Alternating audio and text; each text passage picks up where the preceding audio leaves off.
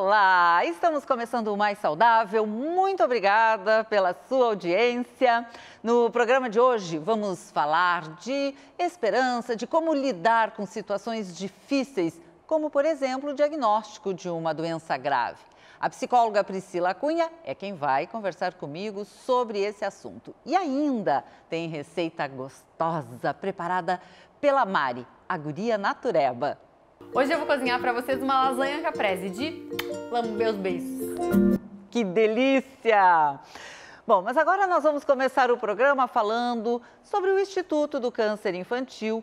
É uma organização sem fins lucrativos, criada em 1991 aqui em Porto Alegre. É também um centro de referência de estudos e acolhimento de crianças e adolescentes com câncer e os seus familiares. Vamos saber melhor sobre essa doença que apresenta características próprias e bem diferentes em relação ao câncer em adultos. E também como podemos ajudar ou, para quem necessita de auxílio, como receber apoio no Instituto do Câncer Infantil. Eu converso agora com o médico André Bruneto, oncologista e coordenador do Centro de Pesquisas do ICI. Olá, prazer tê-lo aqui, muito obrigada. Olá, obrigado pelo convite, pela oportunidade de divulgar um pouco do trabalho que a gente faz aqui no Instituto do Câncer Infantil. Que é tão importante, que tem um valor enorme. E antes até eu gostaria, inclusive, de esclarecer justamente a diferença, né, entre o câncer infantil em relação ao câncer em adultos. Olha, as diferenças, elas são muitas. O câncer infantil é uma doença que a gente não entende muito bem os fatores de risco, né? Porque no câncer de adulto a gente tem o cigarro, tem os fatores ambientais, são tumores que vêm com mais tempo, né? Com a idade, com o envelhecimento celular, mas ao contrário das crianças não é bem assim, a gente não tem um fator de risco causal, parece ser uma doença mais genética. E inclusive os tipos de tumores, eles são diferentes também entre crianças e adultos. Em adultos, então, a gente tem os tumores de mama, de próstata, de intestino e de pulmão como mais frequentes. Nas crianças são as leucemias, os linfomas e os tumores do sistema nervoso central. E o tratamento, a chance de cura é grande em crianças? Ótima pergunta também. A diferença bem importante entre crianças e adultos. As chances de cura de um câncer infantil podem chegar a 70% a 80% em centros especializados. Inclusive, os tumores pediátricos são mais sensíveis à quimioterapia e radioterapia. Então, é uma diferença bem importante nesse tipo de doença. É preciso um diagnóstico precoce em todos os tipos de câncer, não é mesmo? É claro que isso sempre vai auxiliar muito. Para isso, precisamos entender quais são os sintomas. Perfeito. Então, o diagnóstico precoce vai ser importante tanto para adulto quanto para criança. Aproveito a oportunidade também, porque eu atendo pacientes adultos, para dizer que a gente tem os exames preventivos, né? A mamografia, por exemplo, o PSA e o toque retal no homem para o câncer de próstata, são exames que a gente faz para fazer justamente o diagnóstico precoce e pegar a doença numa fase que ela é curável. Com as crianças é possível fazer algum exame preventivo? A gente não tem exames, né, de imagem ou de sangue que vão dar o diagnóstico precoce. Então, a gente tem que estar muito atento aos sintomas dessa criança. E quais são os sintomas? Os sintomas podem variar, porque muitas vezes eles se confundem com outras doenças respiratórias ou doenças que a criança já tem. A gente tem uma campanha que chama hashtag, né, Repare no Detalhe, e no próprio site do Instituto ICI.ONG tem uma lista de sinais e sintomas que a gente precisa ficar alerta, mas são sintomas, às vezes, que se confundem com outras doenças. Por exemplo, às vezes a gente tem uma infecção de vias aéreas, então uma otite, uma sinusite, pode ter um gânglio. Se esse gânglio ele continua por muito tempo, ele não desaparece depois de uma infecção, esse é um sinal de alerta. São às vezes sintomas que se confundem com outras doenças. Por isso a gente precisa treinar os profissionais e os agentes da saúde para que eles estejam alerta a esses sinais e sintomas para encaminhar para a rede pública o atendimento quando é necessário. Mas às vezes, por exemplo, para que possa facilitar um pouco aos pais, né? Algumas queixas que podem ser vistas como normais, mas também podem ser sintomas. São queixas assim, por exemplo, febre. Febre é comum, né? Mas uma febre arrastada há muito tempo, em que a criança está sem conseguir comer, que ela está emagrecendo muito, sem uma causa aparente. Sangramentos espontâneos pelo corpo, caroços onde a gente normalmente não tem, algum abalamento abdominal, né? São sintomas que não são rotineiros, vamos dizer assim, ou até sintomas que são persistentes, que daqui a pouco podem ser confundidos com alguma outra doença, mas que não vão embora. Então tem que estar atento e sempre, quando tiver dúvida, deve procurar o médico para fazer esse diagnóstico diferencial, para que o paciente possa ser rapidamente encaminhado para atendimento. O Instituto de Câncer Infantil tem um trabalho que é um valor enorme para as famílias, porque tem todo um acolhimento. Eu gostaria que tu falasse um pouco sobre isso, o que as pessoas que ainda não conhecem o Instituto, que podem... Agora nós estamos no período de pandemia, não sei como é que está a visitação para que possam conhecer, mas de que forma é feito o atendimento aí no Instituto? Então, o Instituto está funcionando quase 100%, né? Nosso atendimento para as crianças e para as famílias continua. Em termos de visitação, a gente realmente está um pouco mais restrito, mas o atendimento em geral para as crianças está andando, e as pesquisas também. No Instituto, a gente tem duas linhas, então. A gente tem uma linha assistencial, que procura dar todo o apoio possível para a criança e para a família, para que ela consiga completar o tratamento. Vestuário, medicação, cesta básica, apoio multidisciplinar, psicólogo, dentista, fono. E junto com isso a gente tem o programa de pesquisa do Instituto, né? Porque sem a pesquisa a gente não consegue alavancar as chances de cura. E o que está sendo desenvolvido? Nossa unidade de pesquisa, então, ela é uma das maiores da América Latina.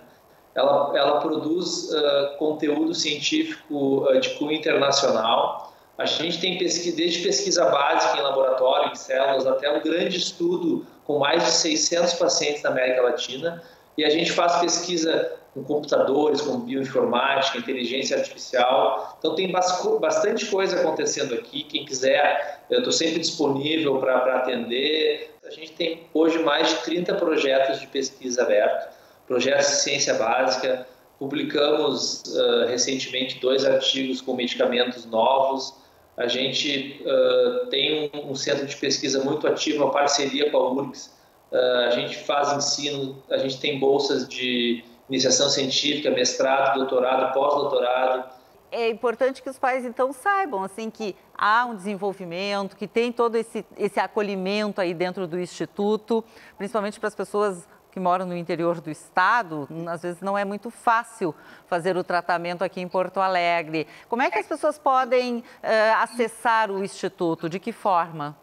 Geralmente o paciente vem através do serviço social quando ele está vinculado, né, a um hospital, já tem um diagnóstico de câncer, mas a gente tem um serviço de teleconsultas. O Dr. Lauro Gregenin, que é professor do Hospital de Clínicas e da URGS, tem um canal de comunicação direto com o paciente. Pode ligar para cá que a gente vai orientar a família, orientar o paciente. Se não tiver cadastro aqui, se não tiver nenhum diagnóstico, a gente também pode orientar o que fazer e como proceder.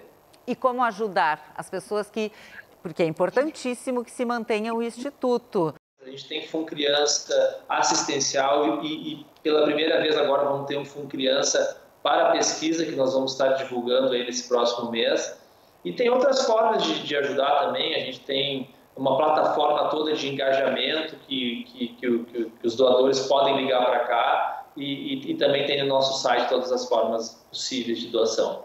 Muito obrigada, foi um grande prazer conversar com você. Obrigada. Obrigado pela oportunidade. E agora nós vamos ouvir a médica Vivian Fontana, mastologista no Hospital Divina Providência. Vamos saber mais sobre os fatores de risco para o câncer de mama. Para nós mulheres, o fato de ser mulher já é um fator de risco para câncer de mama, já que ele é muito mais comum na população feminina. Os homens também podem ter câncer de mama, mas somente um homem terá câncer de mama para cada 100 mulheres que têm câncer. Então é muito mais raro. E o fato de ser mulher acima dos 50 anos, a cada ano esse risco aumenta. Ao longo da sua vida, 1 a cada 8 mulheres poderão desenvolver o câncer de mama. Então o que você tem que saber para se proteger? Desde cedo, ter um hábito de vida saudável, alimentação saudável, prática de atividade física, evitar o sedentarismo e a obesidade. Além disso, evitar o tabagismo e o alcoolismo, também são fatores de riscos implicados no câncer de mama. Além disso, para se proteger, o fato de ter filhos antes dos 30 anos protege, amamentar também é um fator de proteção. E os fatores de risco, o que a gente pode falar? Aquelas meninas que têm uma menarca, que é a primeira menstruação, abaixo dos 10 anos, isso implica um fator de risco. As mulheres que têm uma menopausa tardia, após os 55 anos de idade, também é um fator de risco. E muito importante é ter conhecimento da história familiar, a história familiar de câncer, tanto do lado da mãe quanto do lado do pai.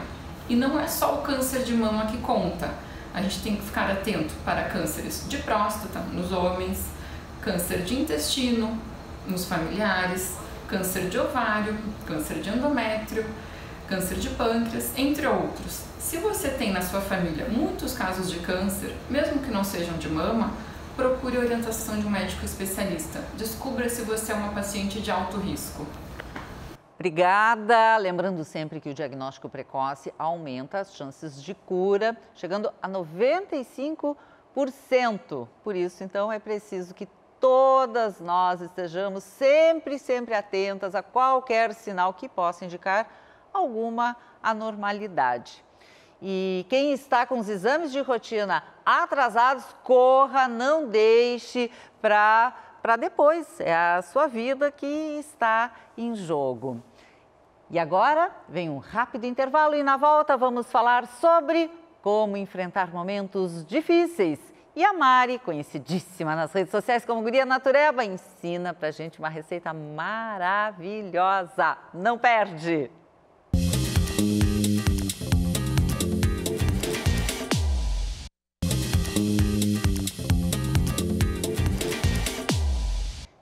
Estamos de volta e agora nós vamos falar sobre o fato de que todos nós podemos, em algum momento da vida, ter que enfrentar algum tipo de doença grave. Talvez você que está agora nos assistindo, neste momento, esteja passando por isso ou ao lado de alguém que precisa de apoio. A psicóloga Priscila Cunha é a nossa convidada para falar sobre esse assunto. Oi, Priscila, tudo bom? Oi, Laura, tudo bem? Prazer estar aqui contigo novamente. Sempre é um grande prazer também conversar contigo. E esse eu acho um assunto que é muito importante nós abordarmos. E justamente, já falamos no primeiro bloco sobre câncer. Como é que a gente pode lidar de uma forma saudável? Porque realmente não é fácil receber um diagnóstico de uma doença grave ou crônica. De que forma a gente pode, então, ajudar quem está nesse momento, enfrentando, passando por essa situação? O primeiro momento é de consternação de toda a família. Muitas vezes as pessoas pensam que é muito fácil expressar a emoção. E nesses momentos a gente acaba passando por um processo contrário, onde a gente sente culpa, nos sentimos envergonhados, questionamos as questões existenciais, as questões até espirituais, religiosas, por que comigo, por que Deus está fazendo isso comigo? E é o momento de expressar a emoção.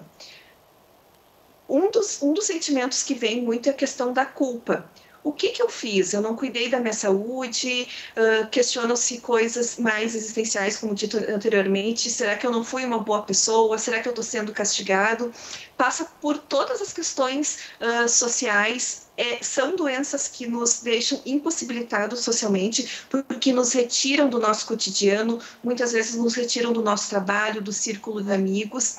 Então, experienciar esse momento de tristeza, de luto, pelo diagnóstico, é o primeiro passo, acolher a nossa tristeza. E no segundo momento, fazer rede de apoio. Por mais que possa haver alguma vergonha, alguma culpa, e nos sentimos muito impotentes diante de doenças que nos trazem tristeza, nos trazem incapacidade física, incapacidade intelectual. Nós nos tornamos muitas vezes disfuncionais de acordo com a gravidade de cada patologia, e a rede de apoio vai nos dar um amparo prático e um suporte afetivo. Muitas vezes a gente não consegue nem ouvir a equipe médica, fazer decisões, ouvir uma segunda opinião médica. Às vezes, se faz necessário, os médicos solicitam uma equipe multidisciplinar. Já tive a oportunidade de acompanhar familiares que tiveram diagnósticos duplos de câncer na família, com prognóstico infelizmente bem desagradável, que acabou se confirmando. E no tratamento psicoterapêutico, a gente pôde munir essa pessoa de informação e de apoio para que ela conseguisse quase que superar esse momento, não uma superação 100%, porque a gente vai passar por um momento de luto, de tristeza, mas com capacidade da pessoa apoiar o ente que está passando por esse momento. Então, rede de apoio, familiares, amigos e todos os profissionais envolvidos é primordial nesse momento. Falaste em acolher o nosso sofrimento, a nossa dor, porque muitas pessoas também negam, e isso também dificulta o tratamento, não é mesmo? Com certeza. Muitas pessoas até questionam o quanto deveriam ou não se submeter ao tratamento, que é demasiadamente invasivo, precisa, como dito antes, se afastar do trabalho. Tem todas as questões, às vezes, estéticas, que muitas pessoas, às vezes, invalidam. Mas cabelo cresce, faz depois uma reconstituição plástica, mas quando acontece, a gente também fica muito fragilizado. E esse acolhimento vai além de poder dar uma palavra positiva. Às vezes a gente quer ser positivo, quer dar uma palavra positiva, é poder ser até empático e dizer, olha, no teu lugar eu também ia estar me sentindo triste, ia estar me sentindo com raiva. No caso das mulheres, a questão do câncer de mama, agora que estamos no meio da campanha do Outubro Rosa, perder uma mama, perder uma parte do seu corpo que diz tanto sobre sensualidade, feminilidade, as outras questões de amamentar os próprios filhos, isso tudo causa um impacto muito grande. Então a gente precisa de acolhimento e, mais do que se colocar no lugar do outro, entender que eu no lugar do outro também estaria sofrendo. Essa é a empatia, esse é o acolhimento. E aí também muito importante os grupos de acolhimento nas instituições que trazem a concretude de que a gente não está sozinho. Isso acontece com milhares de pessoas e a gente precisa desse apoio. Quando se entra nesse processo de desesperança, de não acreditar mais na vida, isso pode interferir no tratamento, pode interferir fisicamente? Com certeza. Pesquisas indicam que os pacientes que são acometidos por uma questão de câncer, uma questão crônica, se eu não me engano, 25% dos pacientes acabam desenvolvendo algumas outras patologias, como a depressão. E aí o que acontece? Com a depressão, além das questões imunológicas, a pessoa tende a não aderir ao tratamento, que é um outro risco.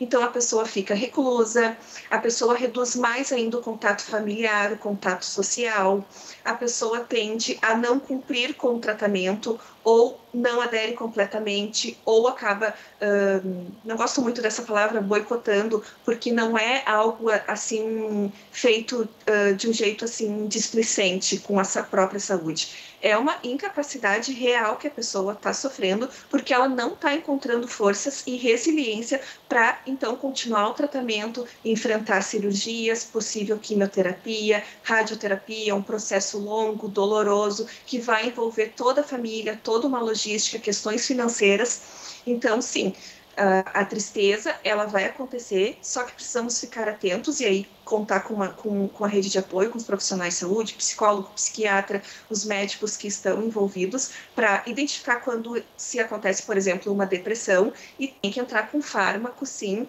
para que se dê conta dessa parte que é também química, porque vão acontecer alterações hormonais, vão acontecer outras reações cerebrais que podem também, oriundas do tratamento, desencadear a depressão. Então, o atendimento médico e a avaliação de toda a equipe em relação aos fármacos, a como está indo o tratamento, é essencial nesse momento. É importante, então, a gente estar atento. Esse autocuidado passa justamente por essa atenção naquilo que a gente está enfrentando ou dando apoio a quem está próximo da gente, não é mesmo? Muitíssimo obrigada, foi um grande prazer, como sempre, conversar contigo. Obrigada, Laura. É um momento de pensar mesmo. Eu acredito muito nas campanhas, na prevenção, no cuidado. Eu fico, assim, cada vez mais acompanhando pacientes, famílias que vêm para tratamento quando já está iniciando, quando recém receberam, às vezes, o diagnóstico, e com certeza se torna um momento de muito mais cuidado do que de sofrimento, que é inevitável. Obrigada pela oportunidade, estou sempre à disposição. Um grande abraço, obrigada. Tchau. Bom, agora tem uma receita. A Mari, conhecidíssima nas redes sociais como Guria Natureba, prepara hoje uma das suas delícias. Vamos ver? Hoje eu vou cozinhar para vocês uma lasanha caprese de lamber os beiços. A lasanha não vai ter massa, a massa vai ser berinjela fatiada. Certeza que vocês já testaram isso em casa, porém muitas pessoas acabam fatiando a berinjela e usando ela dessa forma mesmo na lasanha. Daí o que acontece? Ela solta a água, ela vai ficando meio borrachuda e a lasanha vira uma piscina. Então a minha dica para vocês, sempre que quiserem fazer uma lasanha com algum vegetal, alguma leguminosa, vocês podem fazer o que eu vou mostrar aqui. É só fatiar. Eu tenho um mandolim, então facilita muito para que todas as fatias fiquem na mesma espessura. Cuidado com a mão, é muito perigoso fatiar nesse aparelho. Lembra de usar a mão bem aberta assim, se vocês colocarem o dedinho para baixo, a chance de fatiar o dedinho junto é grande, hein? Então fatiou a berinjela, leva uma frigideira ao fogo, deixa ela bem aquecida, coloca um fio de azeite de oliva e dá uma espalhada ou com um pincel de silicone ou com um guardanapinho. Não é para ficar banhado no óleo, tá? E começa a colocar as fatias. Assim que elas dourarem de um lado, vira para dourar de outro. Não é para fritar a berinjela, é só para a gente poder tirar o líquido, tirar a água dela e a nossa lasanha ficar mais sequinha, ficar só com a umidade do molho. Então vou fazer isso com 2 berinjelas, então vou começar a preparar meu molho. Vou cortar uma cebola, colocar azeite de oliva ou essa dica que eu já dei aqui para vocês, que é um cubinho de azeite aromatizado com ervas frescas e ervas secas. Quando estiver derretido, eu coloco a cebola e vou refogando. Eu vou cortar alguns tomates, o equivalente a uns 4 tomates grandes. Se quiser usar tomate italiano, sugiro que seja de 8 a 10. Pica o tomate e então coloca depois que a cebola estiver dourada. Agora vem a dica do alho. Se quiser usar alho cru, pode colocar junto com a cebola. Eu estou utilizando aqui um alho assado que eu fiz e mostrei pra galera lá no meu Instagram, que é @gurianatureba. Se vocês quiserem ir mais perto, tem até vídeo lá que mostra como eu fiz. Mas para dar um resumão aqui, eu asso o alho, a cabeça de alho inteira. Depois de uns 40 minutos assando, eu tiro os dentes de alho, coloco no vidro com azeite de oliva e algumas ervas e eu vou usando ao longo da semana, ao longo do mês. Dura bastante tempo. E olha como eles ficam macios, é só dar uma amassadinha que ele vira um purê. Tô colocando aqui uns 4 dentes de alho.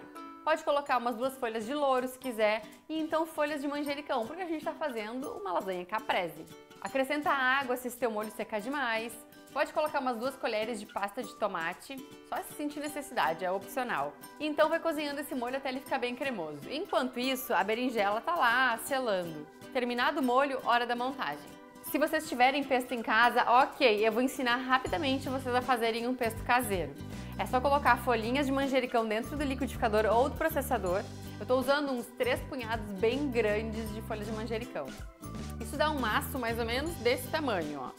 Então vou colocar azeite de oliva, sal, o equivalente a uma colher de chá, um dente de alho, desse alho assado. Se quiser eu colocar o alho cru, sugiro que coloque 1/4 de alho ou nem coloca, porque pode ficar forte demais.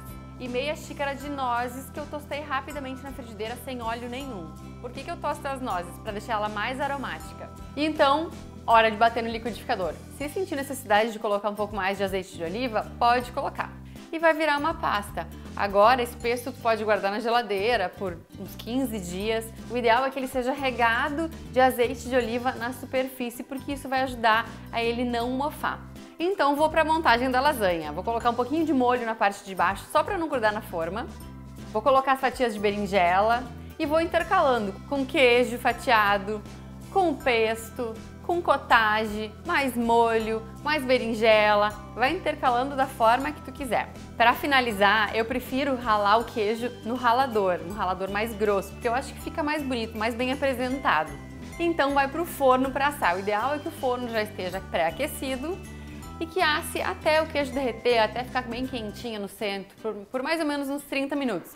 Se quiser colocar essa lasanha na geladeira e assar mais tarde, ou no outro dia, ou daqui 2 dias, pode fazer isso, não tem problema nenhum, mas mantenha o fogo um pouquinho mais baixo, a uns 160 graus no começo, para não correr o risco dela ficar muito fria no meio, porque a geladeira vai resfriar ela por completo. Agora, se tu fizer como eu, prepara na hora e já assa, dali uns 20 minutinhos, meia hora, vai estar prontinha no forno, aquecido a 180 graus.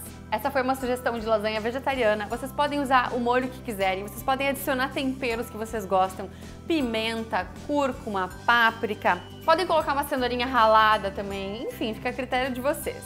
O ideal é que os ingredientes estejam bem frescos para essa lasanha ficar ainda mais gostosa.